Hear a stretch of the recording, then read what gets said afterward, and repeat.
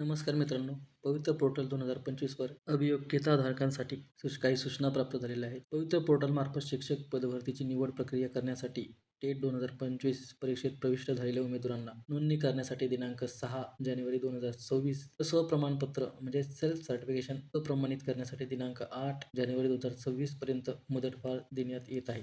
म्हणजेच काय तर मित्रांनो, उमेदवारांना स्वप्रमाणपत्र पूर्ण करण्यासाठी दिनांक 29/12/25 पर्यंत मुदत देण्यात आली आहे. परंतु स्वप्रमाणपत्र पूर्ण करण्यास मुदतवाढ देण्याबाबत उमेदवारांकडून मागणी होत आहे.